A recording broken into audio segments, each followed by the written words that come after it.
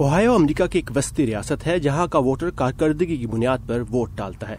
Obama दौर हुकूमत के अवाखिर में जब यहाँ सनतकारी से वाबस्ता 1 लाख अफराद का रोजगार खत्म हुआ तो 2016 के सदारती इंतखाबात में उन्होंने सदर ट्रंप का इंतखाब किया।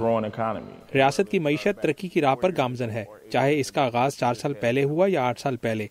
मार्कस ओडम्स ने हाल ही में एक कम्युनिटी कॉलेज से इंडस्ट्रियल ऑटोमेशन मेंटेनेंस की तरबियत हासिल की है। ऐसे प्रोग्राम मुस्तकबिल के ऐसे हुनरमंद तैयार कर रहे हैं जिनकी खुदकार मशीनों की बढ़ती हुई सनत में जरूरत होगी। माजी के मुकाबले में गैर हुनरमंद मजदूरों की तादाद ज्यादा है। फैक्ट्रियों में रोबोटिक्स और नई टेक्नोलॉजी के आलात मौजूद हैं, तो उन्हें चलाने के लिए तरबियत याफ्ता अफराद की जरूरत होगी। ताहम टेक्नोलॉजी का बढ़ता ये रुझान बड़ी उम्र के मुलाजमीन को नौकरियों के हसूल में दुश्वारी का सबब बन रहा है। टोलीडो शहर में बेरोजगारी की शरह कौमी सतह से कहीं ज्यादा है। इस वक्त की सबसे अहम जरूरत नए हुनर और तरबियत हासिल करना है। हमें लगता है कि जब बेरोजगारी की शरह सिर्फ 5% या कम हो तो मुलाजमत न मिलने की वजह उनके हालात या फिर मुख्तलिफ रोजगार की ख्वाहिश हो सकती है। 2016 के इंतखाबात में टोलीडो से डेमोक्रेट्स के सदारती उम्मीदवार को ज्यादा वोट मिले, जबकि शुमाल मगरबी देही इलाकों ने रिपब्लिकन उम्मीदवार को वोट दिए थे।